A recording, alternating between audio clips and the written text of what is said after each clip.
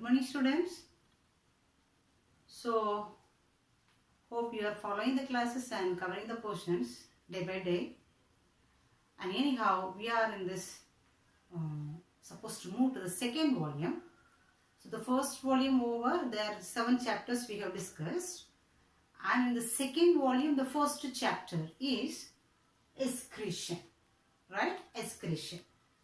So, this, recently we are discussing about this, physiology, about the physiology of this human body, right? And the first topic we have discussed about this, digestion. And the second topic we have discussed about the circulation. And this is the third topic, it is excretion, right? So, is there any link in these systems? Of course, unless there is a link, the human body cannot function, right? So, each and every system is interlinked with one another. Am I right? Okay. So, excretory system. So, first we said is a digestive system. So, what are the things we have discussed in the digestive system? Of course, the digestive system commences from the mouth and end with anus. And we are taking the food through the mouth and it will be grinded very well, And finally, it is reaching the small intestine. In the small intestine, it is the complex molecule is becoming as its own simplest molecules, right? Monomeric units. And that it will be absorbed by the villi and it is taking it to the liver.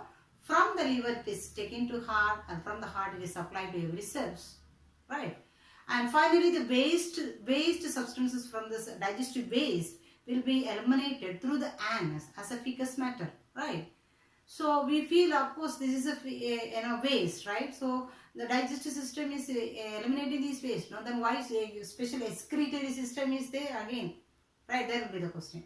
So here we can come what this excretory system is doing is here, right? And the second one we said about the circulatory system. Of course, we know circulatory system is circulating all the nutrients, oxygens, even waste product, everything will be circulated by the circulatory system, right? And this system, excretory system, right? Excretion.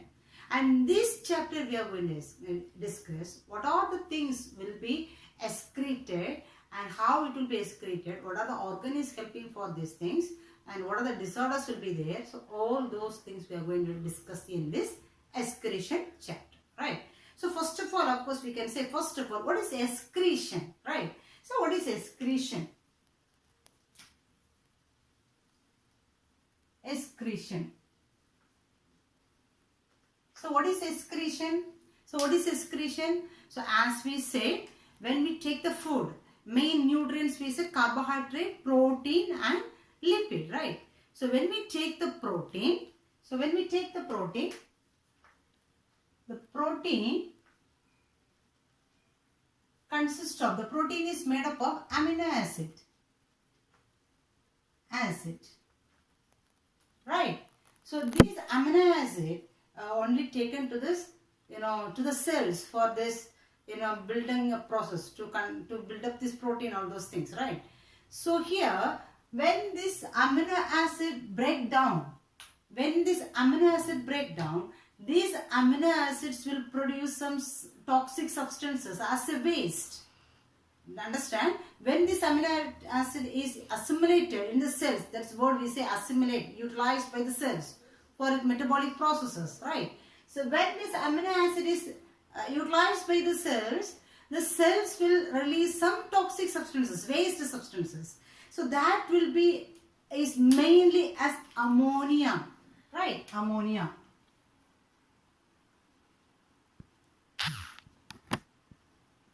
So, it will be mainly as ammonia, or we could say it will be as, uric acid,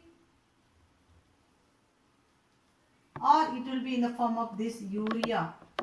So, these things we can say as a nitrogenous waste.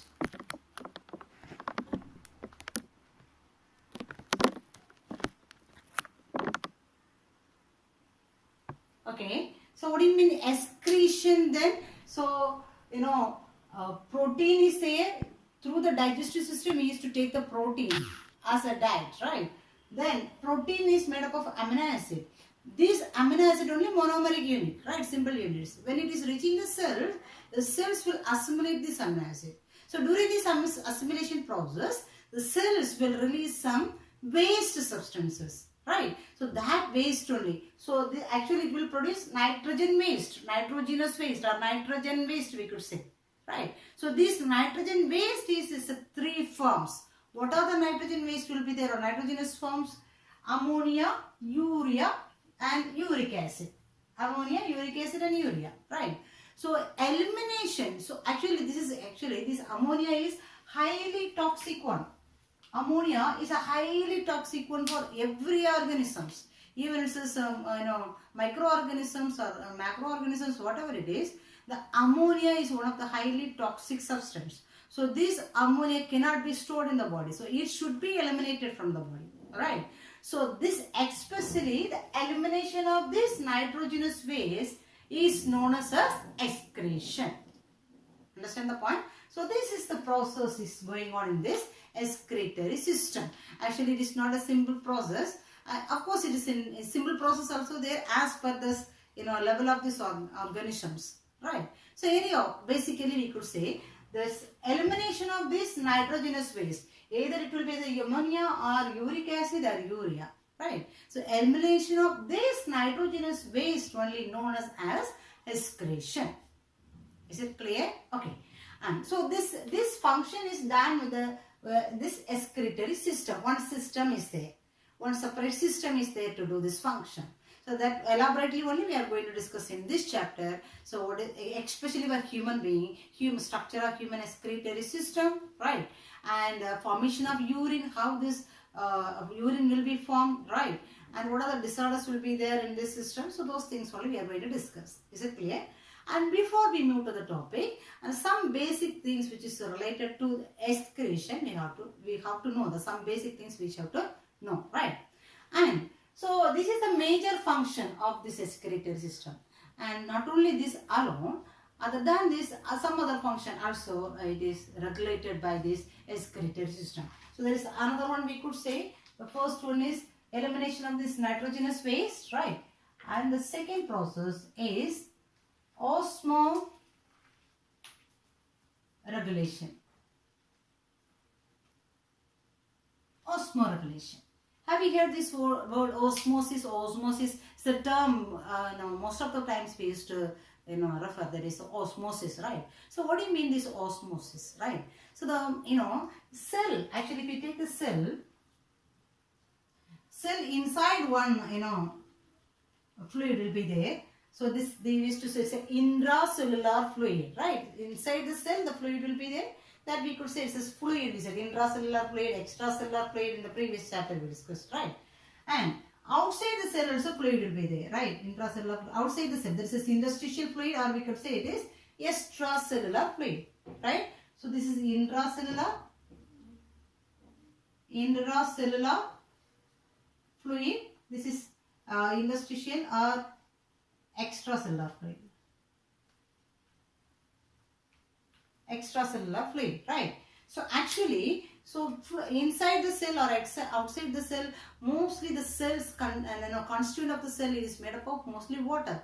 70% water only there. So outside the cell also there is a water. So almost we could say everywhere 90% water only there, right? Everywhere water is playing a major role, right? So here, so osmosis means osmosis.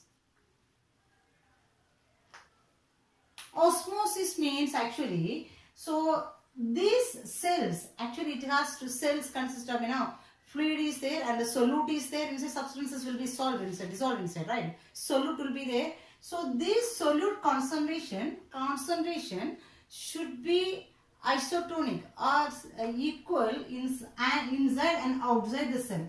In the intracellular fluid and in the environment or extracellular fluid, this this concentration should be in an equal level, both sides.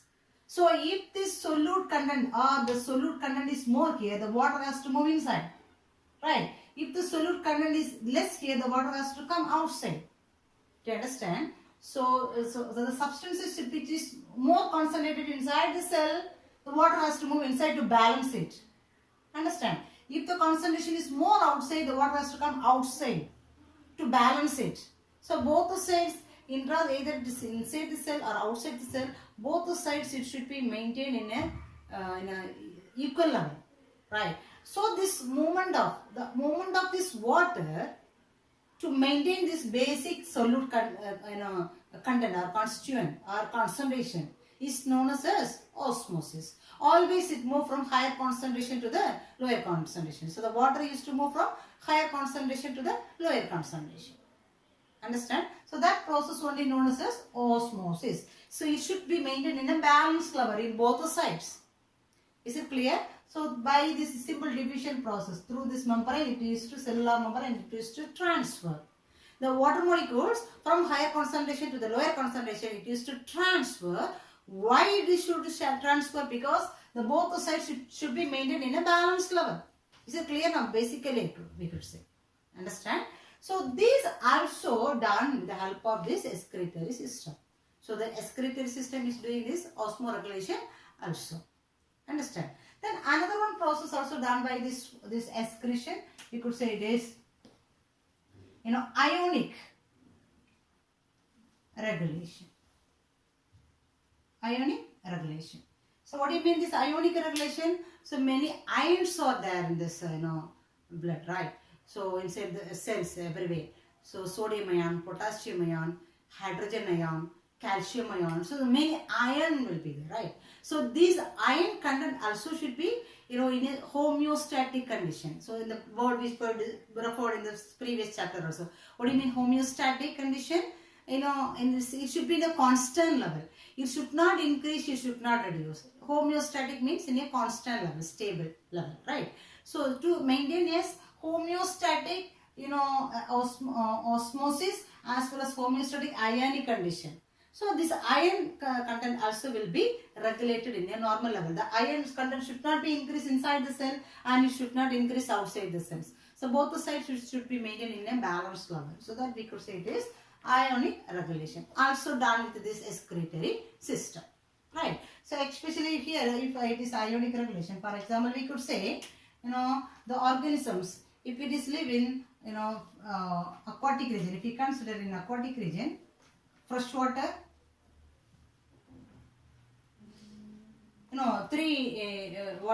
fresh water will be there, marine water will be there, as well as the terrestrial condition also will be there, right? So fresh water, marine water, for example, listen, I say, so ionic regulation means the fishes which live inside this fresh water. If it is living inside the fresh water, what do you mean fresh water? There is salt concentration will be very low in this fresh water, right? So which means the animal body, it will maintain the higher salt content inside the body.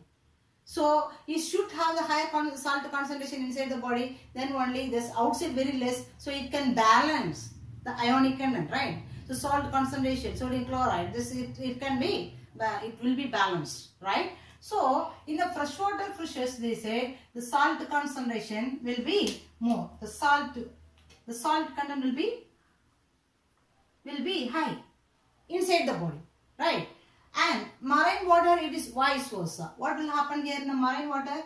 Outside, in the environment, in the surrounding, the concentration is more.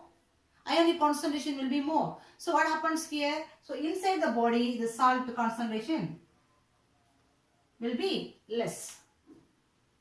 Understand?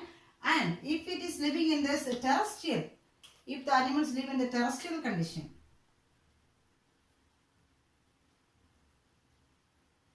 terrestrial region, it has to maintain in a higher concentration of, lot of water content inside the body. So it needs a lot of water inside the body. So the water level will be more. So here the water level will be more. Water level will be more inside the body. Why? Because, if it is living on the terrestrial conditions, due to this evaporation, this water loss will be there. So to maintain this situation, it should have the higher water content inside the body. So in such a way, it is, ionic concentration or osmoregulation. So those things, it will be, balanced in the body with the help of this excretory system, right? So that is what we have discussed now. It is, what is the basic functions of this excretory system, right? And we can go on this, what are this type of this excretory organ is there, and what kind of this eliminatory substance is there. So a little more discussion we can see again, right? Do you understand?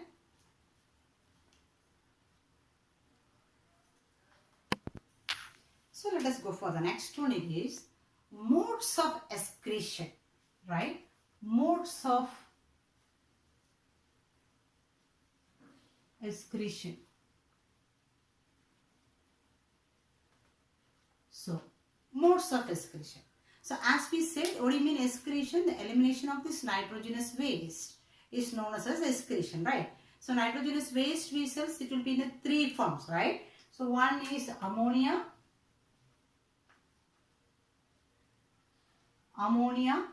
The second one is uric acid.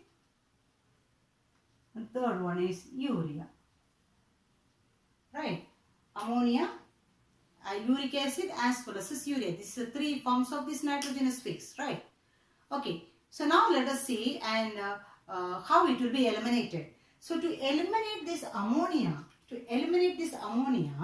it needs a lot of water. So this ammonia will dissolve in the water, and as ammonia even it will be eliminated. So it will be eliminated as ammonia. So this ammonia will dissolve totally in the water and it will be eliminated, right? So to eliminate this ammonia, this body need lot of water content, right? So it need water content, lot of water, large amount of water, right? So water content should be more to eliminate this ammonia, right? And to uric acid, to eliminate this, since this is actually ammonia is a highly toxic one, right? It's a highly toxic one, and to eliminate this ammonia, it need this high water content, and especially we could say the animals which eliminate this ammonia, as a waste product is known as ammonotelic animals. Ammonotelic animals. So since it need more water, especially we could say aquatic organisms. So aquatic animals, amphibians as well as aquatic insects. So those organisms actually it's following this mode, which means it is eliminating the ammonia, and of course it have a lot of water also, it could easily eliminate this ammonia, right? So we could say it is aquatic animals,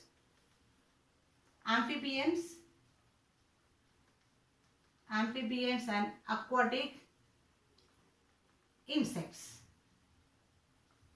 So these things we could say this is ammonotelic animals, it's eliminating the ammonia, right? And the second one, it is uric acid.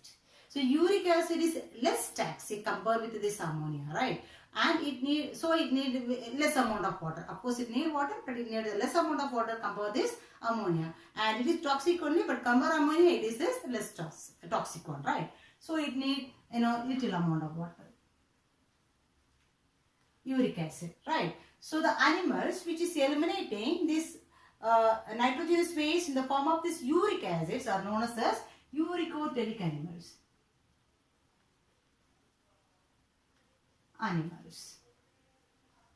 Okay, example we can say, especially reptiles, okay, and insects. So here aquatic insects, there it is terrestrial insects, I would say, so, right? So these things is eliminating in the form of this, uric acid, right? And especially mammals, reptiles and the birds also we could say. Okay, and mammals is eliminating in the form of this urea. So urea is less toxic. So of course it could able to store inside this body for some more time, and it will be eliminated since it is its concentration is low as well as it is less toxic. So that's why before we eliminate this urea in the form of urine, it will be stored inside the urinary bladder, right? So since it is less toxic, it could be able to store. Understand? So it will be stored in the urinary bladder. Then it is when they get this tendency to eliminate, it will be eliminated. So until that it could be able to store inside this urinary bladder, right? So there is and of course it needs this sorry, here it is less water. This also needs less water, right? And the animals which eliminate this nitrogenous space in the form of this urea are known as ureotelic animals. Ureotelic animals, right? So example we could say it is mammals, right? Especially mammals we can say. And they said earthworms. So earthworms, if it is on the land, it will be as a ureotelic animals, and if it is goes towards this, inside the water, it will be as a ammonotelic animals. It will release this ammonia. Understand? So this is the forms we could say for this. Modes of excretion, how it is eliminating this, nitrogenous wastes. And one more thing we have to discuss, as we said already, this animals could able to adjust this concentration of the body fluid, right? As we said now, if it is a freshwater animal, it will maintain the higher concentration inside the body because surrounding is very less concentration, right? If it is a marine water animals, outside it is higher concentration. The ionic content is more, that's why it will maintain this less water content inside the body, right? So as per that, it could able to change its, it is adjusting it is capable to adapt to its body as per the environment, right? So as per that, the animals will be divided into two categories, right? So the one is this osmoregulators. Osmoregulators means osmoregulators will not change this internal body temperature as per the external changes. For example, we could say, so these animals used to maintain a stable environmental condition inside the body. So irrespective of, whatever changes goes on outside this environment, if it is an aquatic animal, so the salt concentration may change, or temperature may change, or pH level may change in the water, right? So whatever, physical changes, what happens in this water, in the or in the environment, whatever it is, right? Since we are living as outside, the temperature may increase, temperature may reduce, right? So whatever changes, irrespective of this environmental changes, so whatever changes happens in the body, in the environment, the body will not change its own internal environment, right? Even so temperature, if temperature or salt or pH level, it will not change. It will be maintained in a constant level, right? That animals are known as osmoregulators, right? And the second category is osmoconformers.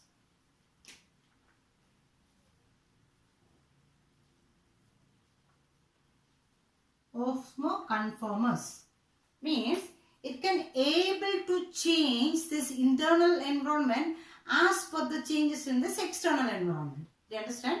For example, outside if there is higher salt concentration is there, as per that it will change this internal in the body salt concentration. Outside if the temperature is high, as per that it will adjust this internal temperature. Understand? But for example, human beings are there, we will not change our body temperature as per the environmental changes. We are maintaining the normal body temperature, whatever it is. It should be maintained in a homeostatic level. That's why we say constant level. Understand? But in osmoconformers, it can able to change its body internal environment as per the external environment. Understand? So those organisms are known as osmoconformers, right? So in this osmoconformers also there is two types is there. One is this stenohaline.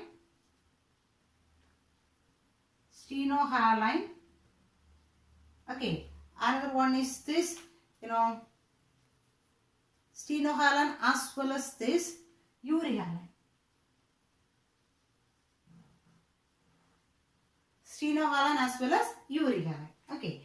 And what do you mean stenohaline? Stenohaline means here this osmoconform, the fluctuation will be in a narrow level. Here it is wide. What do you mean this narrow and the wide?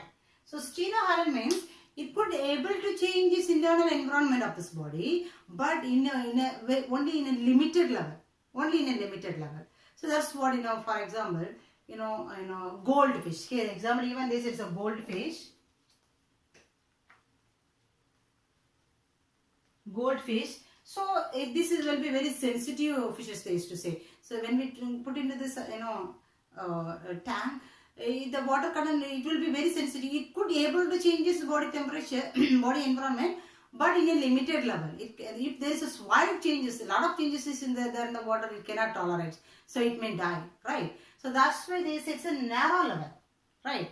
Not, it cannot tolerate much of these changes in this water.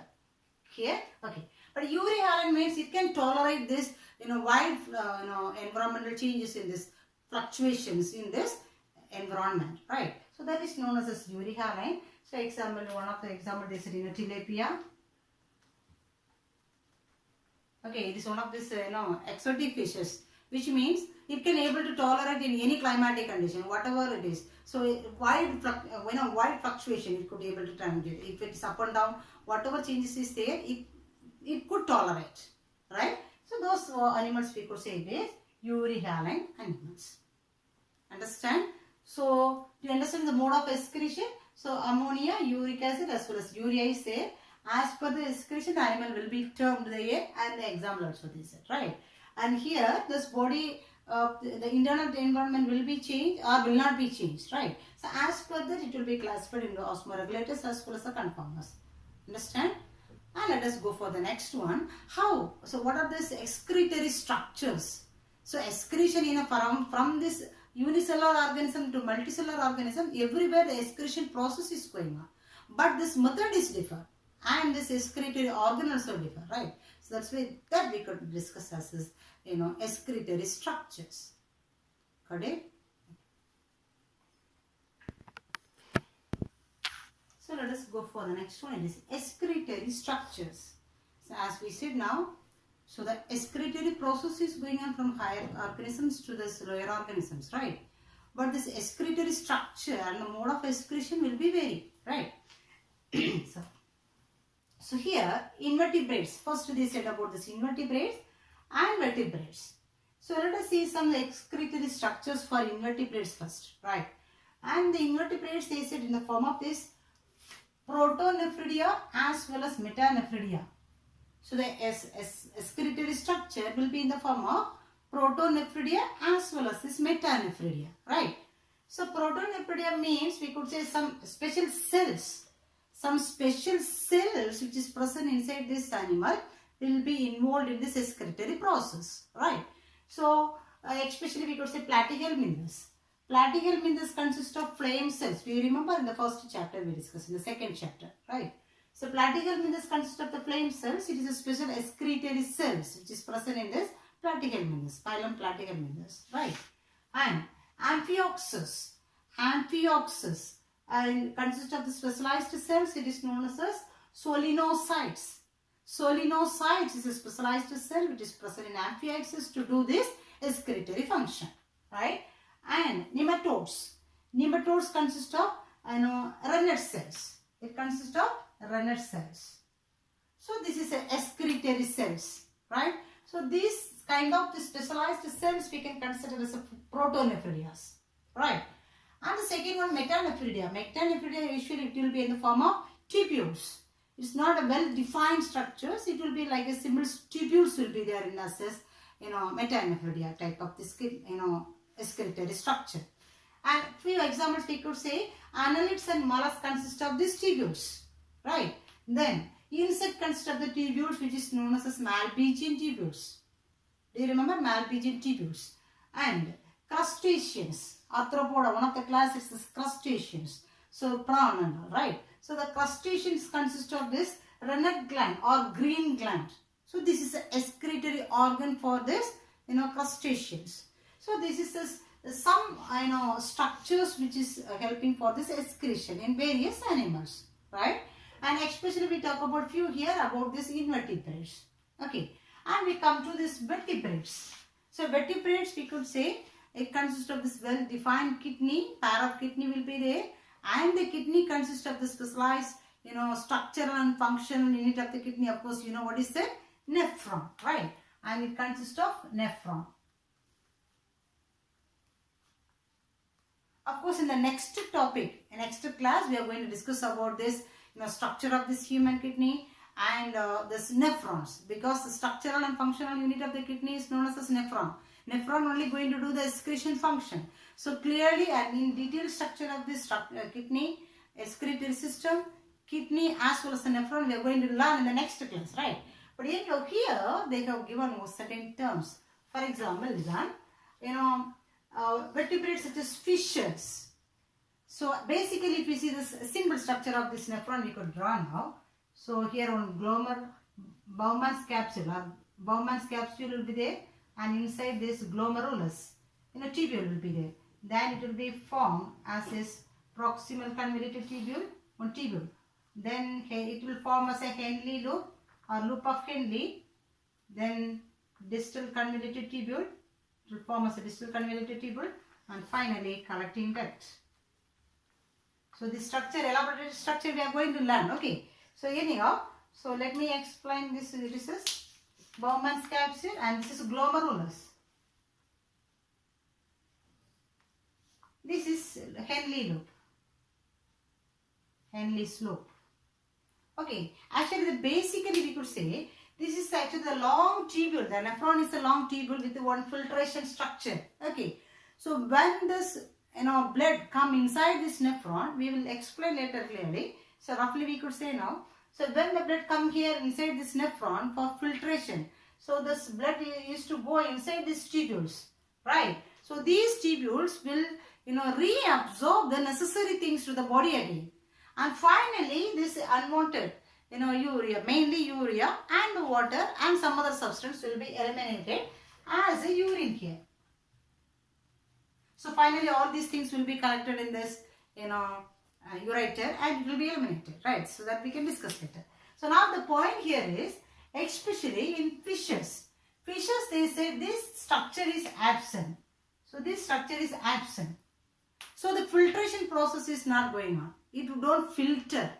Understand? So that's why the urine which is formed at last, it will be in a diluted form. Because it is not filtered very much, right? So it will be as a diluted form. So that condition is known as isoosmotic. Isoosmotic means, iso means almost in a same level, right? So the concentration level is not high or not very low. So this urine, the concentration level will be almost equal like this, blood. So that's why they said it is as isoosmotic. Understand?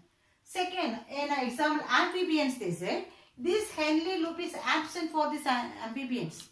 Henle loop is absent. Since Henle loop is absent, this reabsorption is not going for prolonged time because it is this loop is absent, right? So that's why again we could say this this urine will be as a hypoosmotic.